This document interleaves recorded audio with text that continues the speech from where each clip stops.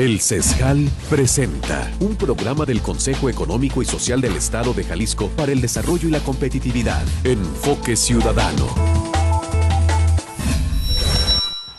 Buenas noches y bienvenidos a Enfoque Ciudadano, una producción del CESJAL. Dentro de la recomendación respecto a las políticas públicas para el fomento del empleo digno y decente en el estado de Jalisco que emitió el CESJAL en mayo de este año, se menciona la importancia de la revisión del salario mínimo con la siguiente propuesta: promover a nivel federal la revisión a fondo de la figura del salario mínimo con el propósito de que se cumpla con lo establecido en el artículo 123 constitucional. Hoy por hoy se está hablando mucho de este tema en muy diferentes círculos y sí, todos desearíamos ganar más, pero la cosa no es tan fácil. Para profundizar en el tema, hemos invitado al licenciado Jesús Eduardo Almaguer Ramírez, secretario del Trabajo y Previsión Social del Gobierno de Jalisco, al doctor José Medina Mora y Casa, presidente de Coparmex Jalisco, y al licenciado Carlos Arias Hernández, consejero del CESJAL y secretario general sustituto de la Federación de Trabajadores de Jalisco, CTM. Y para ponernos en contexto, iniciamos con el maestro Fernando Camilo Velarde Silva, un profesional con gran experiencia en estos temas, consultor, catedrático y fiscalista. Para poder dialogar o debatir acerca de los salarios mínimos, que es un tema muy de moda, es muy importante tener en cuenta los fundamentos legales que rigen a esta disposición. Podemos ubicar en tres segmentos muy importantes este tema, insisto, para poder adecuadamente debatirlo. En principio y de manera fundamental está nuestra Constitución Política de los Estados Unidos Mexicanos, en donde en su artículo 123, fracción sexta, se establece de manera clara que el salario debe de ser suficiente para que un jefe de familia pueda tener y otorgar una vida digna a su familia. De hecho, la Constitución de 1917 fue modificada el 20 de noviembre de 1962 para incorporar a partir de ese año a los salarios mínimos generales y o profesionales.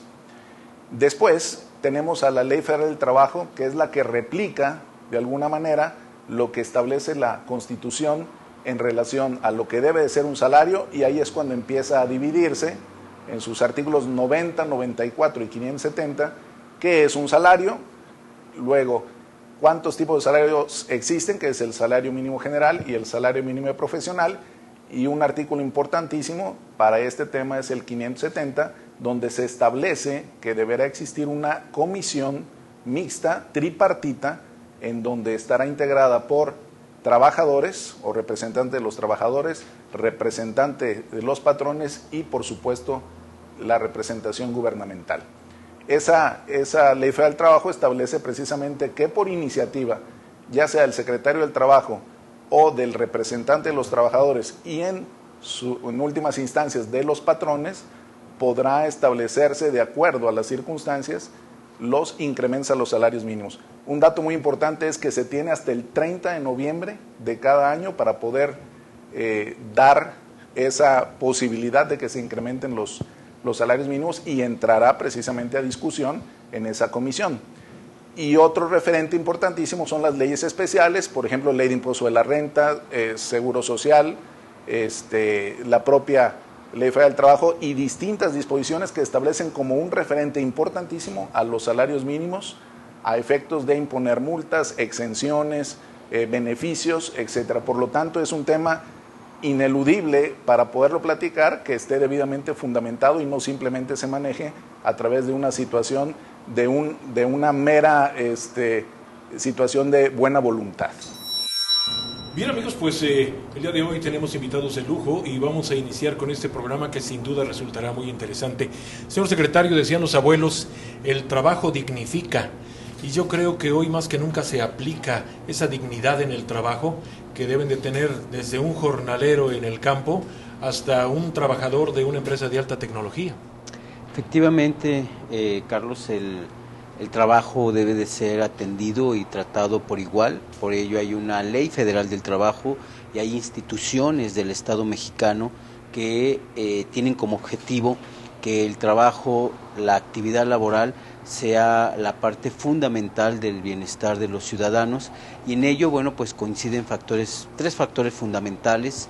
Uno es el salario, el ingreso; el segundo es la seguridad laboral, el cumplimiento de las leyes; y el tercero, la seguridad, que tiene que ver con cuestiones de higiene y la propia seguridad personal. Cuando se conjuntan esos tres factores, entonces se convierte en un trabajo digno, en un trabajo decente y en un trabajo que genera esa estabilidad social y ese bienestar personal. Y justamente hablando de la recomendación, bueno, de las 32 recomendaciones específicas que emitió en mayo de este año el CESJAL, se hablaba justamente de ese concepto, el trabajo digno y decente, y el licenciado Carlos Arias Hernández participó muy activamente en esas recomendaciones. Tú tienes una ventaja, Carlos, porque no solamente eres consejero del CESJAL, sino también eres representante sindical y conoces muy bien los entretelones y conoces muy bien lo que siente la gente cuando se habla de un trabajo digno y decente. Sí, así es, efectivamente. Ese concepto del trabajo digno y decente lo hemos tomado de la Organización Internacional del Trabajo, que es así como la OIT lo establece para pues todos los que tienen los convenios mundiales.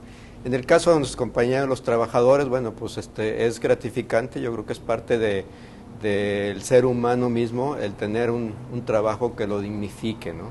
Lo dignifique como persona y también como en un momento dado como parte de una familia o como padre de familia. Y obviamente es tan importante para nuestros compañeros el salario como también el ambiente de trabajo que se da en las empresas.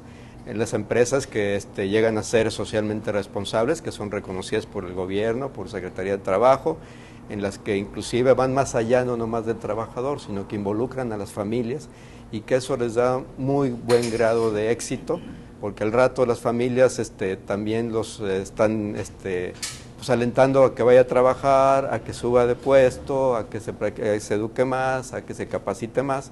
En fin, el trabajo yo creo que es dignificante todavía. Sí, tienes toda la razón en ese sentido, porque el trabajo ya no es solamente la manera honesta de vivir, ya no es solamente buscar una remuneración, sino también ahí hay una serie de cuestiones que van encaminadas a la superación de las personas. Y hoy más que nunca, señor presidente de Coparmex, don José Medina Mora, sin duda alguna hoy las empresas toman en cuenta eso. El factor humano es probablemente el factor diferenciador de una empresa altamente competitiva. Sí, de hecho decimos que lo más importante en la empresa son las personas. En la medida en que los trabajadores se van desarrollando y van creciendo, esto es lo que hace que la empresa crezca. Entonces, con un enfoque en la persona, en el desarrollo de la persona, es como podemos realmente lograr esta dignificación del trabajo y el crecimiento de las empresas mismas. Sí, y bueno, volviendo con esta cuestión de lo que se ha hablado mucho en los últimos días respecto a pues hacer un análisis profundo de lo que es el salario mínimo, yo creo, señor secretario, que de alguna manera todos quisiéramos ganar más, pero la cuestión de un replanteamiento del salario mínimo yo creo que se tiene que hacer bajo un análisis pero muy profundo.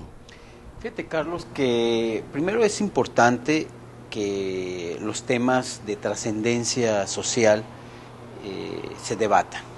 Entonces es importante que se revisen y que de ese debate y esa revisión puedan surgir cosas positivas para el país y para la sociedad en general. Y lo comento porque en la vida económica y social no puede haber únicamente una visión. Tiene que haber la visión de los diferentes actores sociales, en este caso de los actores productivos.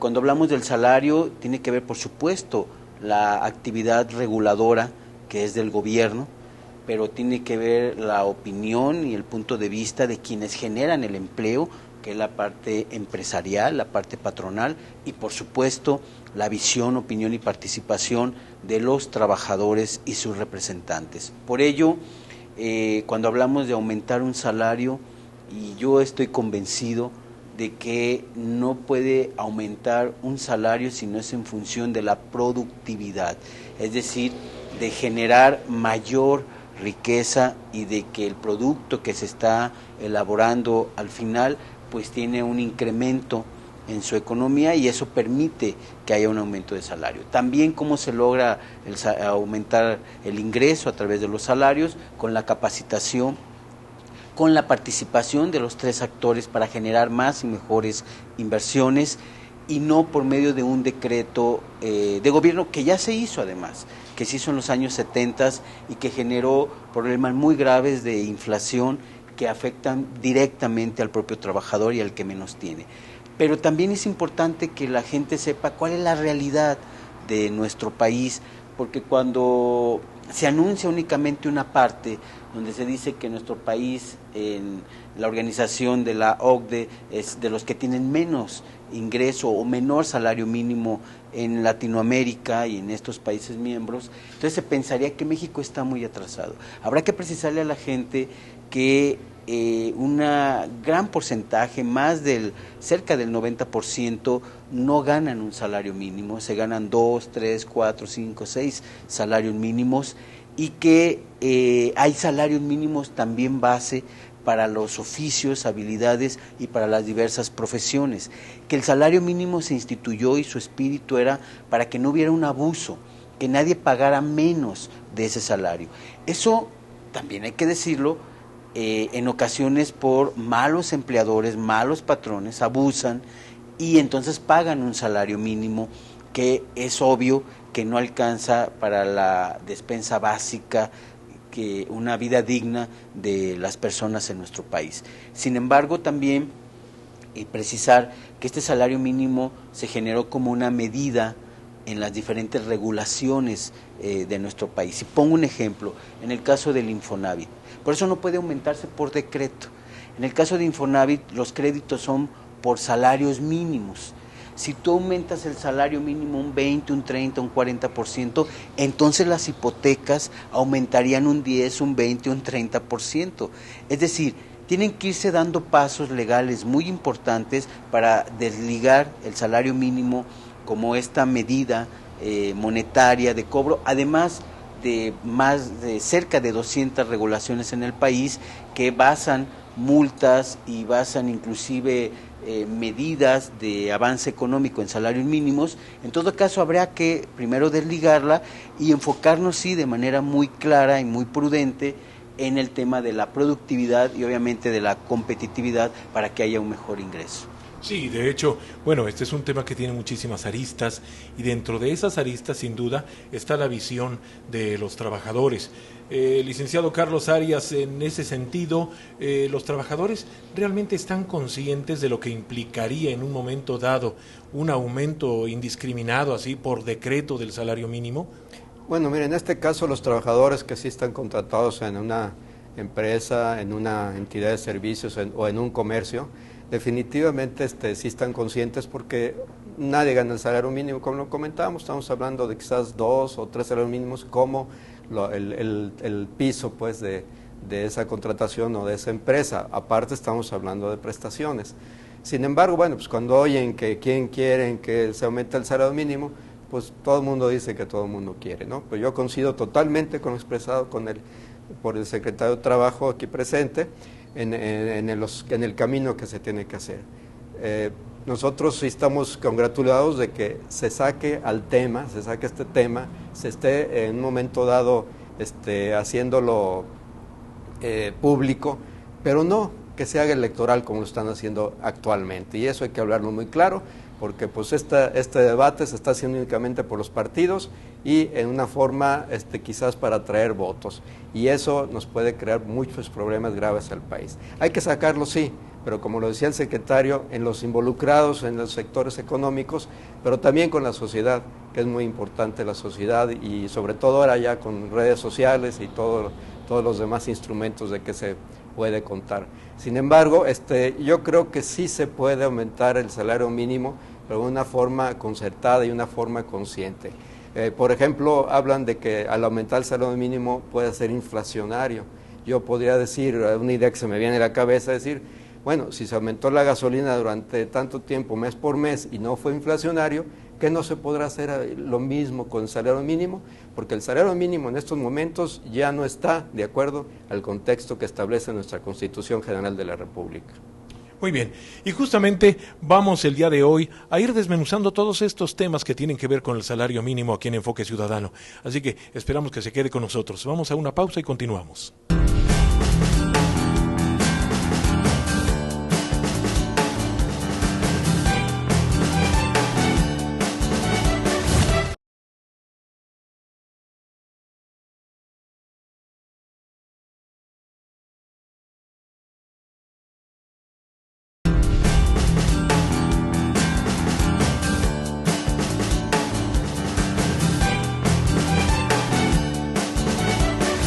Y continuamos, amigos nuestros, aquí en Enfoque Ciudadano, esta producción del Consejo Económico y Social del Estado de Jalisco para el Desarrollo y la Competitividad, el CESJAL. Hoy estamos hablando justamente de competitividad, estamos hablando de un tema que hoy por hoy está de moda y que son los salarios mínimos. Bueno, pues Coparmex en este caso, don José, ya tiene una postura institucional a nivel nacional. ¿Cuál sería esta? Sí, bueno, nos parece en Coparmex que son dos discusiones diferentes y que hay que abordarlas por separado. Por un lado, el salario mínimo como una variable económica ha sido utilizado no nada más para fijar los salarios, sino también para cálculos del Infonavit, del Seguro Social, hasta para multas. De tal manera que como variable económica igual debiera sustituirse con otro nombre para que sirva para regular todos esos cálculos que se hacen. Una discusión diferente es la del salario real de los trabajadores, y a eso hay que enfocarnos, y en Coparmex proponemos realmente entrar a fondo en esta discusión, porque sí es importante el mejorar las condiciones de trabajo en los salarios de todos los trabajadores. En esta parte, un dato que encontramos primero es que INEGI nos dice 13% de los mexicanos reciben un salario mínimo. De ese 13%, el 11% está en la informalidad. Entonces hay una primera tarea de las autoridades en cómo le hacemos para fomentar que todos esos trabajadores que están en la informalidad pasen a la formalidad y entonces puedan aspirar a mejores salarios. Es también importante señalar que de ese 2% de los trabajadores que están en la formalidad y que reciben un salario mínimo, tienen algún trabajo como por ejemplo de meseros, en donde además perciben propinas o en otros puestos comisiones. El estimado que hacemos en Coparmex es que el salario real de los trabajadores está entre 3 y 4 veces el salario mínimo. De todas maneras, es importante trabajar en cómo mejorar esta condición de salario. En Coparmex tenemos una propuesta muy clara hacia lo que tenemos que hacer los empresarios, lo que tienen que hacer los trabajadores y lo que tienen que hacer las autoridades. Desde el punto de vista empresarial, es una obligación de los empresarios el buscar cómo ser más competitivos, cómo ser más productivos. En la medida en que logremos una mayor productividad, podremos ofrecer mejores condiciones salariales para los colaboradores.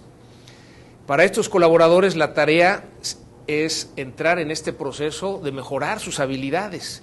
En la medida en que se capaciten, pueden aspirar a puestos de mayor responsabilidad que son mejor remunerados.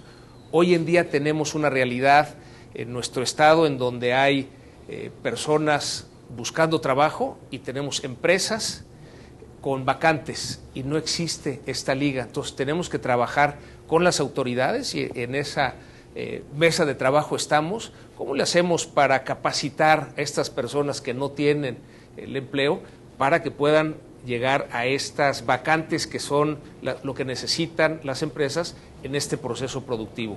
Claro, y tiene tantas implicaciones en nuestras vidas la cuestión del trabajo, señor secretario, que como decía don Pepe, el presidente de Coparmex, bueno, pues necesitaríamos inclusive remitirnos hasta las cuestiones educativas. Estamos realmente en las universidades produciendo el tipo de profesionales que necesitan, no sé si México completo, pero el estado de Jalisco como tales. Y ese tipo de gente está lo suficientemente preparada y capacitada, y aún más, quienes están en este momento ejerciendo determinado trabajo, ¿están lo suficientemente capacitados, señor secretario? Fíjate, Carlos, que acaba de tocar, señor presidente, Coparmex, y tuvo un punto muy importante. Y en eso está trabajando el gobierno del Estado y el gobernador, obviamente, en una serie de políticas públicas que habrán de estar dando resultados a mediano y a largo plazo, y otro tipo de acciones donde buscamos resultados en un muy corto plazo o en lo inmediato. Las medidas que nosotros visualizamos a mediano y a largo plazo tienen que ver primero con que Jalisco es el primer estado en el país que tiene una Secretaría de Ciencia, Innovación y Tecnología. ¿Qué es eso? Buscar vincular las nuevas tecnologías para lograr una mayor productividad y competitividad. El gobierno del estado ha establecido una mesa de trabajo horizontal, pero no solo transversal, sino donde intervienen el gobierno, el sector de los trabajadores, de los empresarios, pero el sector educativo.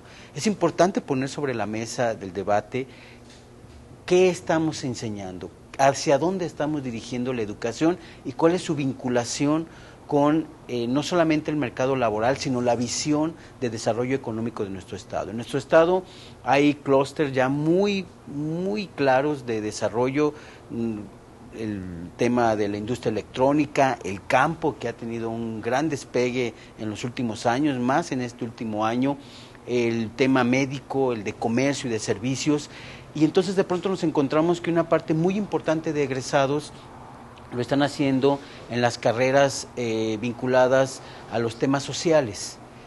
Y entonces nos damos cuenta de que de cada 10 egresados, solamente 4 están trabajando en lo que se invirtió durante muchos años y mucho dinero para que estudiaran y fueran profesionales. Entonces ahí es donde tenemos que revisar cuánto se está invirtiendo en la educación y cómo se está dirigiendo, y por ello debe de haber en esta mesa de diálogo una mayor participación y una mayor comunicación entre los generadores de empleo y quienes tienen la responsabilidad de educar a los jóvenes y a todas las personas. Eso es por una parte. Por otra parte, decirte que desde el año pasado, en el 2013, si realizamos un convenio sin precedente en el país, donde los recursos, en un recurso etiquetado por el gobernador que opera el Servicio Nacional del Empleo a través de la Secretaría del Trabajo, tuvimos un convenio con Canaco, Coparmex y el Consejo de Cámaras Industriales para que a través de estas cámaras capacitar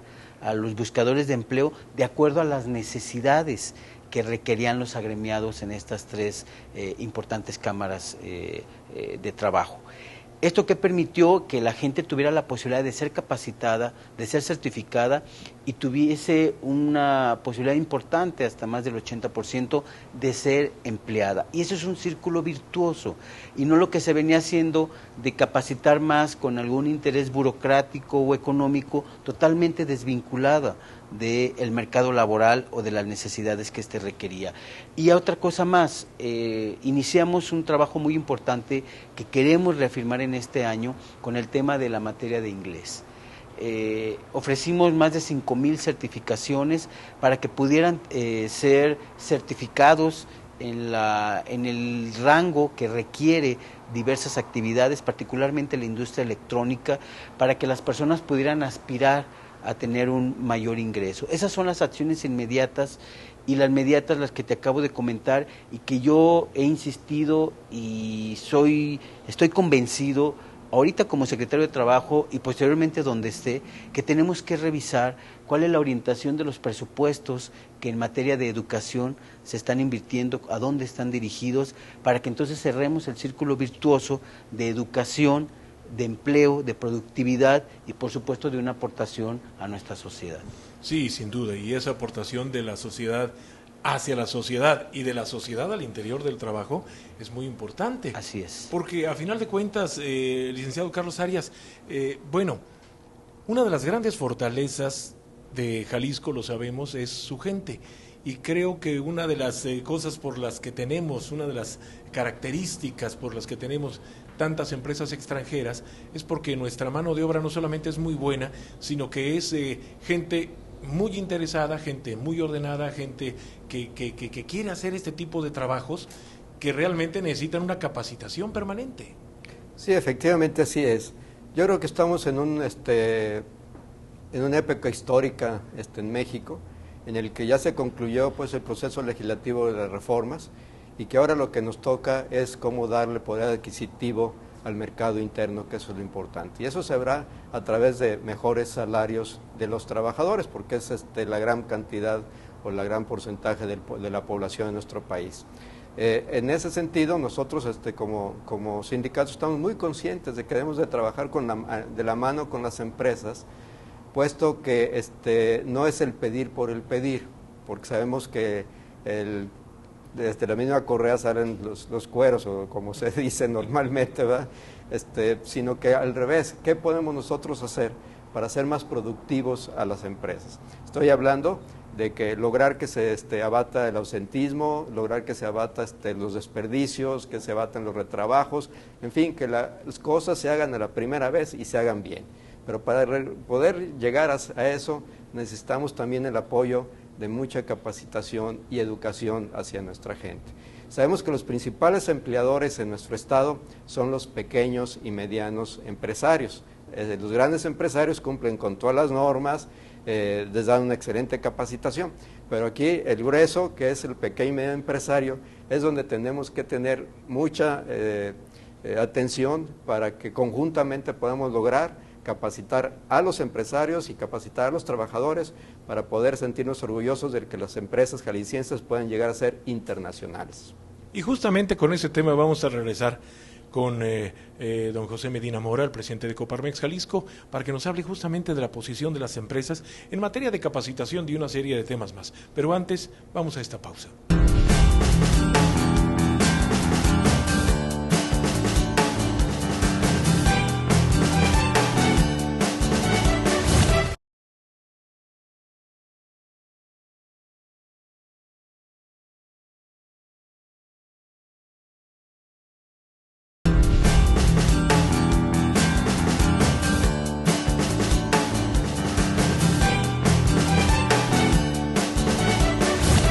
Continuamos aquí en Enfoque Ciudadano, esta producción del CESJAL. Hoy estamos hablando justamente, si ustedes acaban de llegar a nuestro programa, estamos hablando de salarios mínimos, pero estamos hablando también de todo lo que implica eso, porque uno puede sentirse afortunado de tener un trabajo y uno debería, de cierta forma, pues no solamente dignificar ese trabajo, sino tratar de dignificar también la empresa a la que estamos dedicando nuestros esfuerzos, ya sea oficial, ya sea de carácter privado. Don José Medina Mora, en ese sentido creo que Jalisco tiene una gran ventaja. Jalisco tenemos desde somos el llamado estado más potente en la producción agropecuaria, ¿no? Somos el gigante agropecuario, como se dice, ¿no? También tenemos una muy buena mano de obra de carácter técnica, ¿verdad? El aspecto de la alta tecnología en Jalisco se nos da muy bien, pero en el Inter, como decía don Carlos Arias, en el Inter tenemos muchas pymes, muchas pequeñas empresas que, bueno, pues sus patrones de una u otra manera le están batallando, los tiempos están difíciles, le están batallando, pero yo creo que esa sinergia entre trabajadores y patrones en un momento dado es lo que nos puede sacar adelante.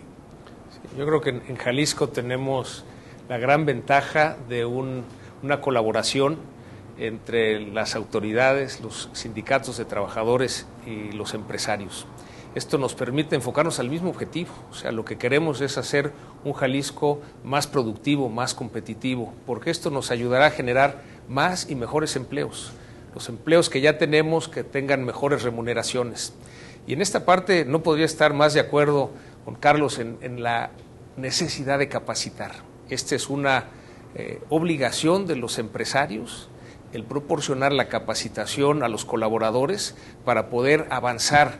En la medida, repito, que crece el colaborador, hace que crezca la empresa y entramos en esta sinergia, en este círculo virtuoso. Y bueno, ya hay que reconocer que en Jalisco hay talento.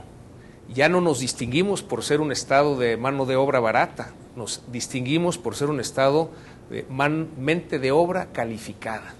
Realmente hay talento y eso está atrayendo a muchas empresas internacionales a invertir en Jalisco.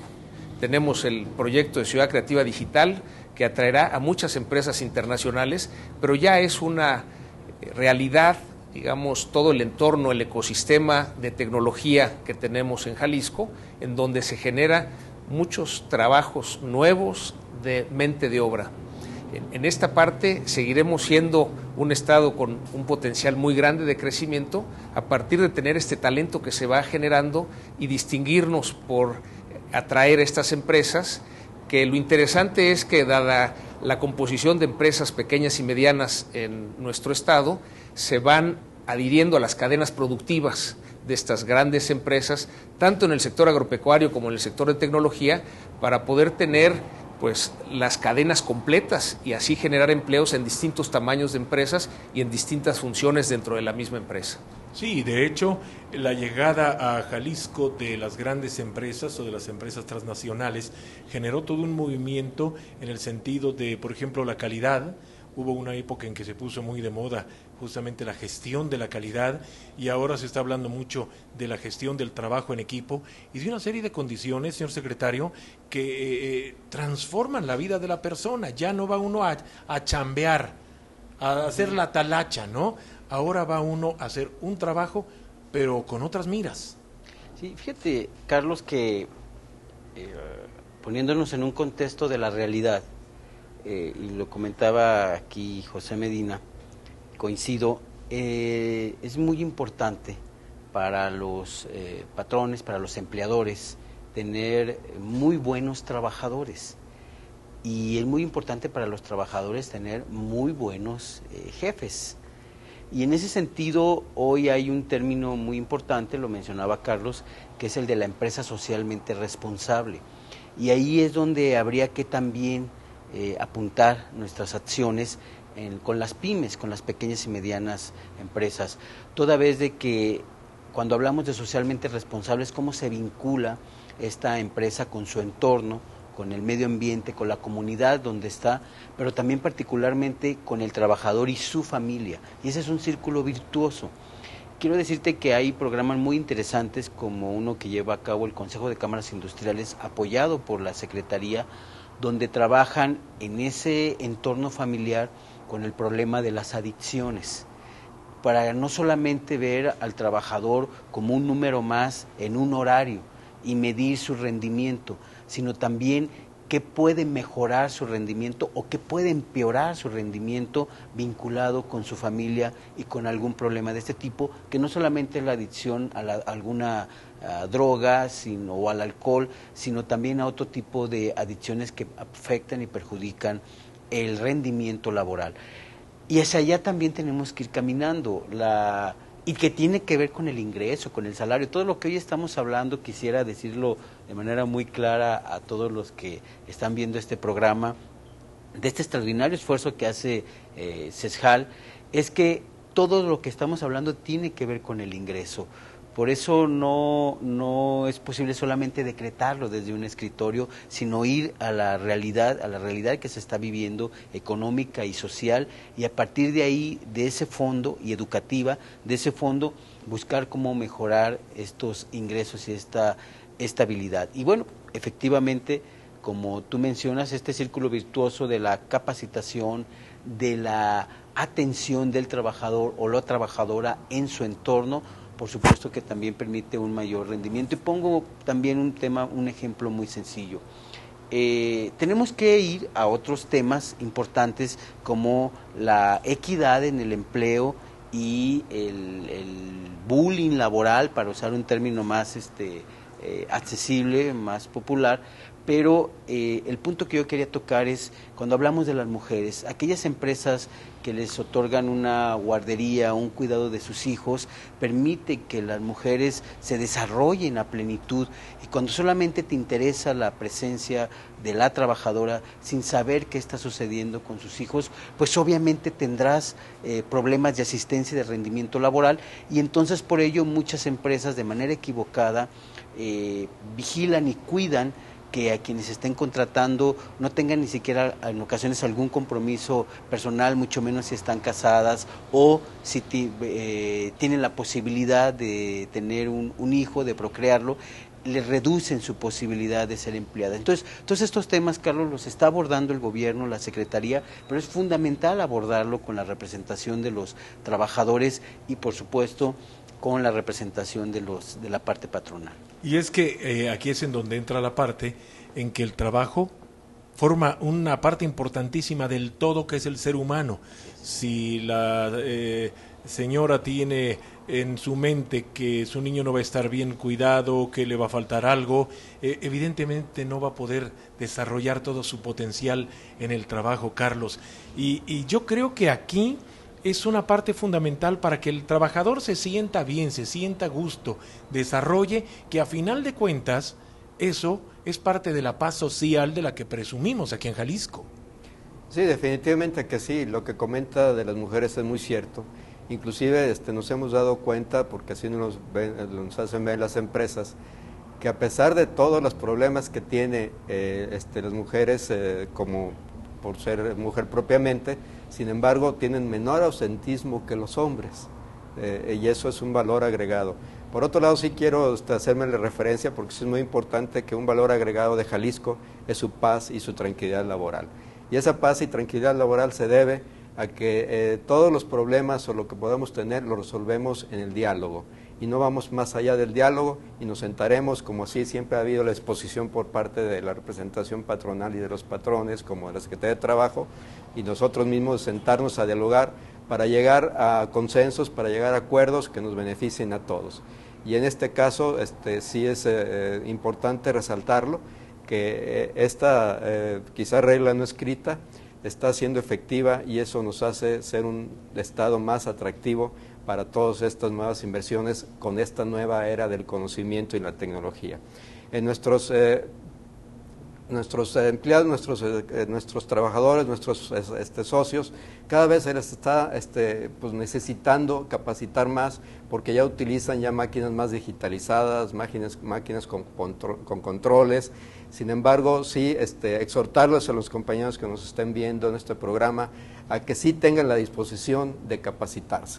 Porque de repente alguien dice, yo soy tan bueno en esta máquina que no me interesa capacitarme y lamentablemente se van a ir quedando rezagados contra los jóvenes que vienen con toda la disposición de sí capacitarse. Sí, porque además esa es otra, ¿no? Ahora cada vez mayor demanda de esos trabajos altamente especializados. Vamos a continuar, queridos amigos de Enfoque Ciudadano, pero antes hacemos otra pausa.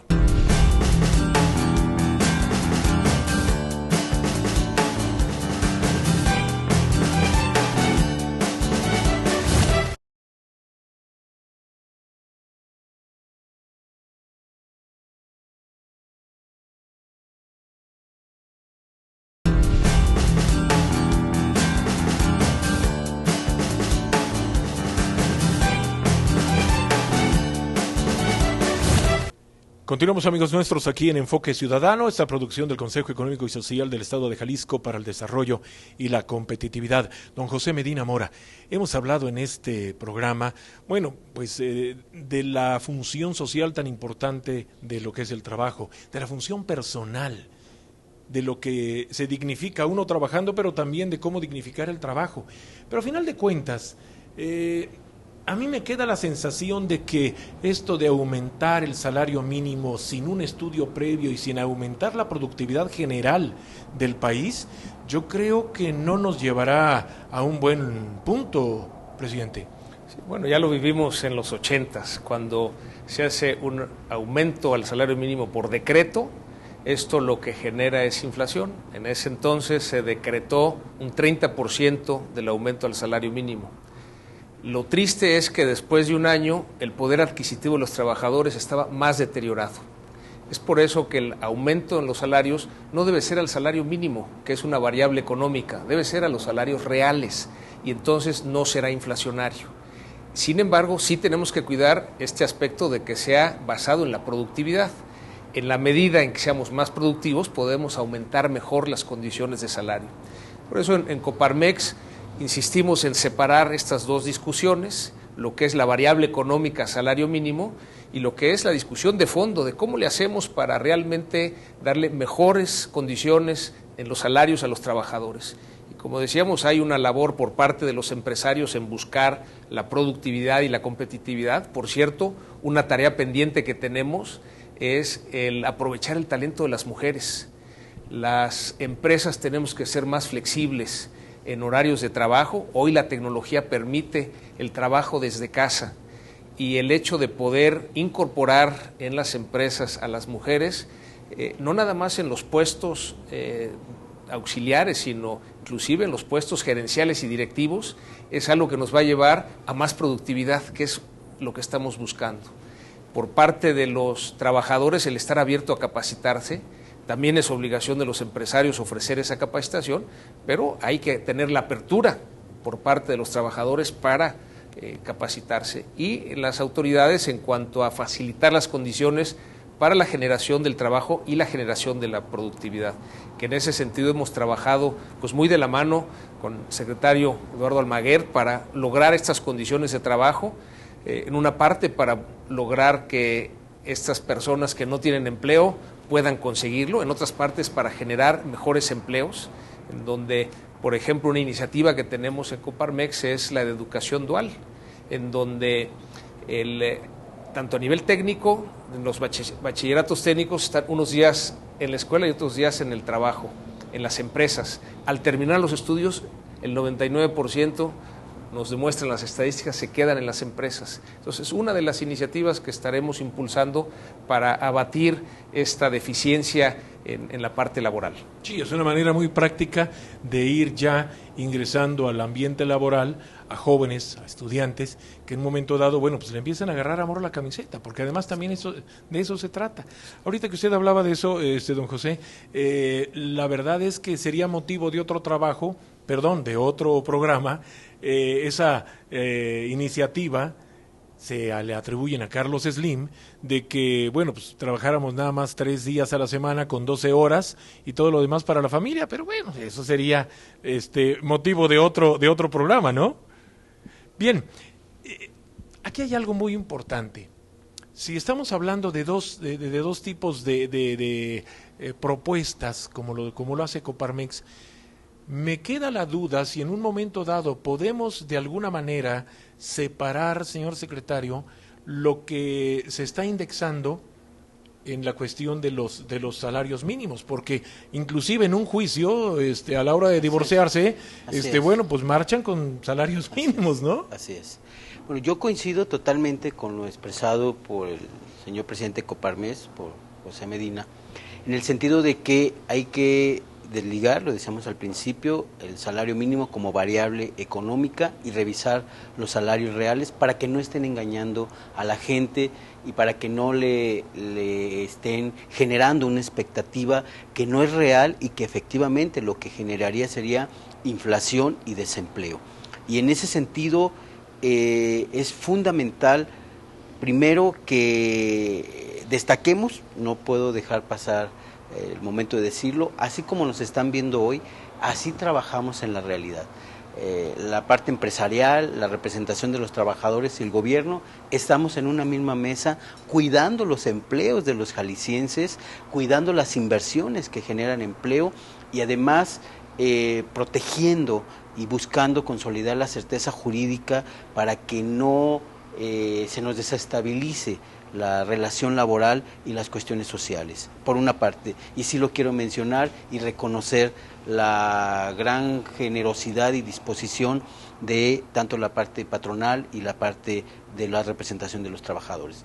Por otra situación, el tema de los salarios queda muy claro y quiero insistir porque nos está observando la gente y que tú lo has mencionado, el trabajo es parte de tu vida, no puedes estar viviendo sin tener una actividad que no solamente te genere una remuneración, sino que te permita crecer y resolver una expectativa personal. El día de mañana, Carlos, estaremos llevando a cabo la segunda reunión segunda reunión nacional de los secretarios del trabajo, donde la presidirá el secretario federal y una parte fundamental de esta reunión es hablar sobre los salarios mínimos. Habrá que recordar que de la Secretaría Federal depende la Comisión Nacional de Salarios Mínimos, que son los que tienen estas facultades para revisar el salario mínimo y para establecer estos topes, y seguramente habrá un pronunciamiento muy claro que tendrá el impacto a nivel nacional sobre el tema de los salarios mínimos. Pero yo vuelvo a insistir, el salario mínimo efectivamente es una variable económica que hay que revisarla, cuidarla, tenerla, porque tiene que ver con una serie de ordenamientos económicos también, y el salario real es donde nos debemos de enfocar con un trabajo conjunto para que esta productividad de la que hemos estado hablando, sus diferentes variables, permita que la gente tenga mayor ingreso, reconociendo, también lo digo claro, que los salarios que se están pagando no son suficientes para llevar a cabo una vida digna, lo reconozco. Hemos hecho un gran esfuerzo en el campo, hemos hecho un gran esfuerzo en la ciudad, sin embargo hay que redoblar los esfuerzos con las acciones que aquí se han mencionado para que haya un ingreso que le permita a la gente vivir con dignidad. Y eso es en lo que estamos no solamente preocupados, sino ocupados, no solamente 8 horas o 4 horas o las 12 horas que mencionaba el señor Elim. Estamos las 12 horas, pero los 7 días de la semana. 7 por 7. Así es. Y bueno, como conclusión, licenciado Carlos Arias, yo creo que esto nos hace reflexionar. Sí necesitamos un aumento en términos generales, pero no al tanteo, vaya, no por decreto, sino con un estudio y además involucrando a todas estas partes que tienen tanto que ver con la vida personal de la sociedad en general. Sí, definitivamente que sí, coincidimos pues que se tienen que separar los dos aspectos, el salario real con salario mínimo, que se originó pues siendo un piso del salario que nadie podía pagar menos de ese salario. Sin embargo, después se fue tomando como referencia hay más de 300 leyes que están involucradas en este sentido, referencias de multas, de trámites gubernamentales, todo aquello. Sin embargo, pues sí, trabajar conjuntamente, porque sabemos que la forma de que México pueda progresar es a través del poder adquisitivo, de darles más poder adquisitivo a la población de México y así poder tener más poder de compra y las empresas puedan generar mayor crecimiento y México podrá salir adelante. Bueno, pues creo que hemos tenido la fortuna de tener a las tres partes más importantes de quienes en un momento dado tienen ese poder de decisión de los salarios mínimos, que es la autoridad, muchas gracias señor secretario, gracias. Que es la parte laboral, muchas gracias al licenciado Carlos Arias y por supuesto a la parte patronal, muchas gracias a don José Medina Mora y sobre todo gracias a ustedes que nos han seguido sin duda con mucho interés porque esto nos involucra prácticamente a todos. Muchas gracias y hasta la próxima. Buenas noches. El CESJAL presentó Enfoque Ciudadano, un programa del Consejo Económico y Social del Estado de Jalisco para el desarrollo y la competitividad. Enfoque Ciudadano.